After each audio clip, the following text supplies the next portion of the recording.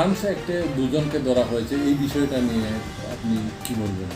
হ্যাঁ, গতকালকে রাত আনুমানিক ৯টার আশেপাশে আমাদের কাছে একটা খবর আসে যে দুজন লোক, একজন মেয়ে এবং একজন পুরুষ, আমাদের যে আগরতলা যে জনশতাব্দী এক্সপ্রেস আছে ওইটা দিয়ে আসছে এবং তাদের সঙ্গে আর্মস থাকতে পারে এরকম একটা খবর।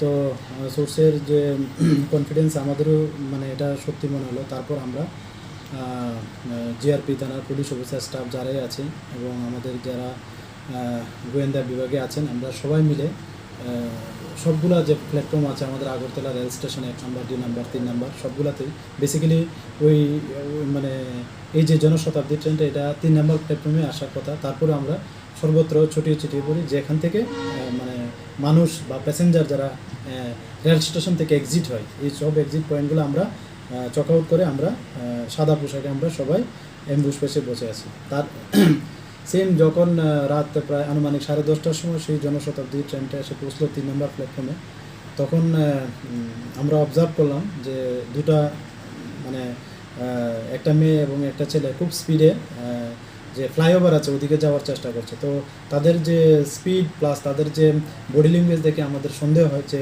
হয়তো বা তারাই হতে পারে। তারপর আমরা তাদেরকে ডিটেইন করি অন দ্য স্পটে। তো অন দ্য স্পটে যখন ডিটেইন করি তাদের জিজ্ঞেস করলাম বাড়ি কোথায় বা কোথা থেকে আসছে বা কী তাদের কি আইডেন্টিটি, তখন তারা সবগুলো মানে প্রশ্নের উত্তর দিতে পারছিল না এবং এলোমেলোভাবে বলছে। তারপর আমরা সন্দেহ হয়, তারপর আমাদের যে সঙ্গে লেডিস পুলিশও ছিল, তো ওনাকে দিয়ে এবং মেয়েটাকে এবং জেন্টস যে ছিল আমরা সার্চ করি এবং একটা 9mm পিস্তল পাই, সেই সঙ্গে এমটি ম্যাগজিন দুটো আমরা পাই। তো তারপর আমাদের যারা সিনিয়র অথরিটি আছে ওনাদেরকে জানালাম, তারপর আমাদের থানায় নিয়ে আসলাম। তো এই নিয়ে আমরা একটা আইপিসি এবং আর্মস অ্যাক্টে আমাদের জিআরপি থানাতে একটা মামলা গ্রহণ করি গতকাল রাতেই। তো আজকে তাদের পুলিশ রিমান্ডে আমাদের যে মহামান্য আদালত আছে তাদের পাঠানো হচ্ছে। তাদের নাম কি এবং কোথা থেকে আসছিল প্রাথমিক জিজ্ঞাসাবাদে কি জানিয়েছে? বাড়ি কোথায় তাদের? তাদের নাম জিজ্ঞাসা করলে যে ছেলে উনি বলছেন ওনার নাম করণ দেব বর্মা, উনি খোয়াই ডিস্ট্রিক্টের বাড়ি আমাদের ত্রিপুরাতে। আর মেয়েটার নাম হলো প্রিয়া দেব বর্মা, ওর বাড়িও খোয়াই ডিস্ট্রিক্টে।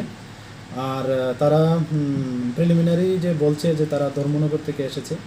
তো আমরা ওই বিষয়গুলো দেখছি যে তারা এক্সাক্ট কোথা থেকে এসেছে বা কোথায় মানে তাদের ডেস্টিনেশন, এগুলি আমরা একে একে আমরা দেখছি। পিস্তলটা কোথায় নিয়ে যাচ্ছিল এবং কিছু ক্লিয়ার করেছে না, এখনও পর্যন্ত এটা বলছে না ঠিকভাবে। তো আমরা এটা দেখছি, নিশ্চয়ই একটা ডেস্টিনেশন থাকবে, আমরা এটা অবশ্যই আমরা ওই ডেস্টিনেশনে পৌঁছতে পারবো। কতদিনের রিমান্ড চেয়েছেন আপনি? আমরা 5 দিনের পুলিশ রিমান্ড চেয়েছি। ঠিক।